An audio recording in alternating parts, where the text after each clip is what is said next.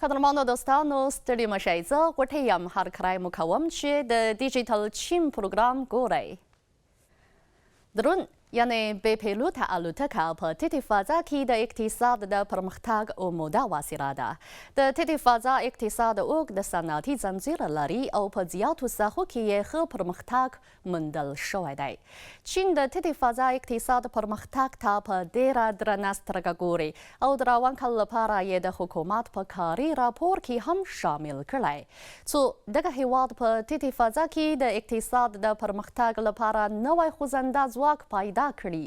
نو زه به په نننۍ پروګرام کې د ګڼو شمیرو له مخې د چین د ټیټې فضا د اقتصادي پرمختګ په اړه معلومات در سره شریک کړم.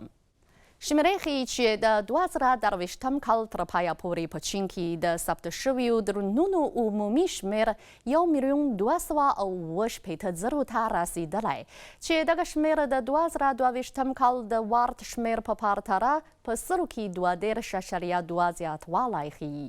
په 2023 کال کې د ملکي درونونو د پروازونو عمومي وخت 23,110,000 ساعتونو ته رسیدلی چې دغه شمیر د 2022 کال د وارد شمیر په پرتله په سلو کې 11.8 زیاتوالی ښودلی دی.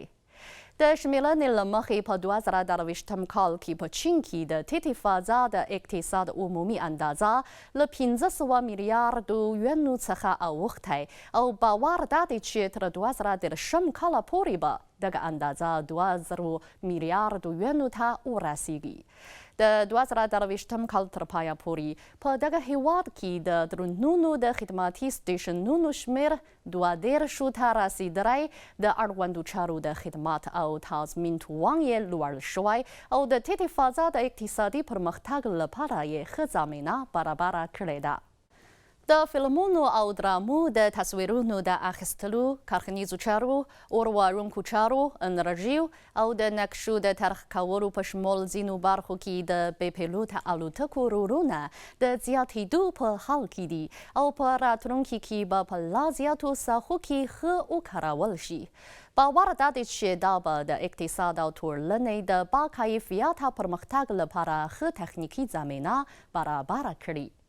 درانو دوستانو نننۍ پروګرام په همدې ځای پای ته ورسید. له پاملرنې مو مننه کوم. د خدای په امان.